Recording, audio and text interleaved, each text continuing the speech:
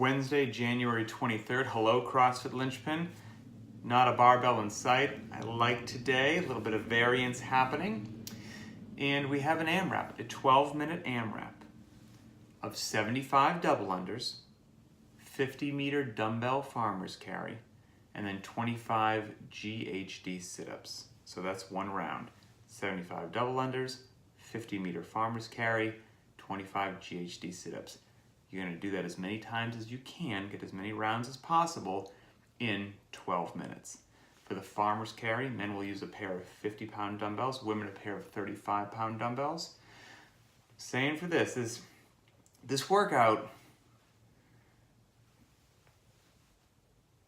it can hit you, okay? First of all, the double unders by themselves could cause a lot of people just frustration, but we'll get to that in a second. And as your grip and shoulders go away from the farmer's carry, and as your hip flexors and midline are taxed by the glute ham developer sit-up, and then you go back for that big chunk of the technically complicated double unders, for most of us, frequent tripping on the rope is going to occur, which is going to lead to frustration, which might potentially lead to anger. Calm those emotions. None of that makes your double unders better. Focus and just try to drive on. But these movements are all going to interfere with each other very nicely. In sets of 25 on the glute ham developer, if your midline's not ready for it, you'll be quite sore. So this might be a workout that maybe, if you're unfamiliar or unaccustomed to the glute ham developer sit-up, to tone down the reps a little bit or consider scaling that portion of it. Super Fitness Robot number of rounds for this, I'm thinking 4 rounds or more in 12 minutes. More likely, 2.5 rounds or more. I think it's going to be great for a lot of folks. And a lot of it's going to come down to how does it go on the rope, for sure.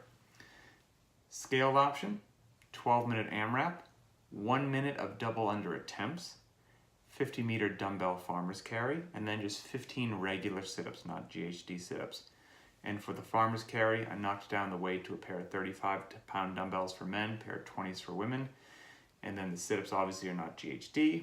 And then the double unders, it's 1 minute of double under attempts, because if you are new to the fitness game or new to double unders, it can be so frustrating that when I first got into CrossFit, I could have spent 12 minutes trying to get 75 double unders, and that is not an exaggeration.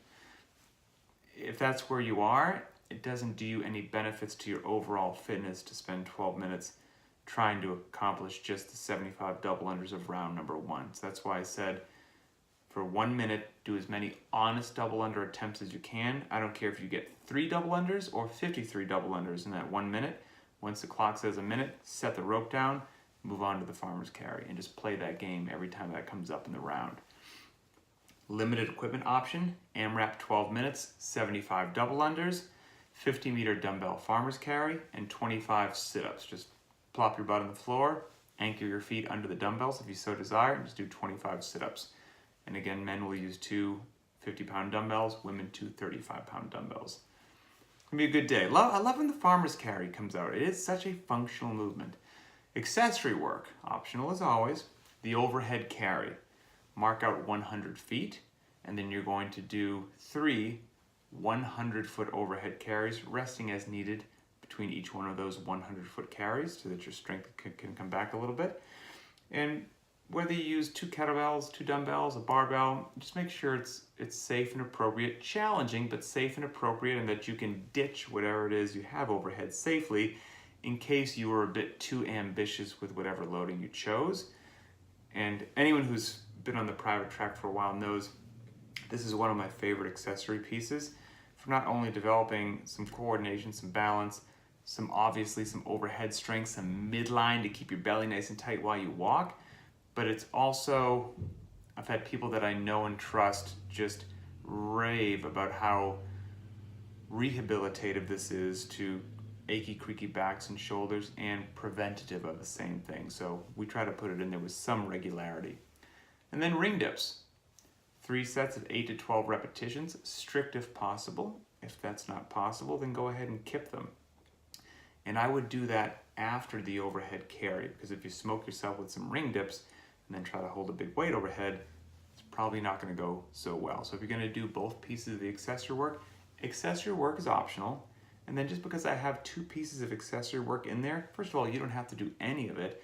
But then if you just wanted to do the overhead carries and not the ring dips, that's fine. Or vice versa. You just wanted to do the ring dips and not the overhead carry, that's fine too. But if you do both, I would do the ring dips last. So hope that helps everybody.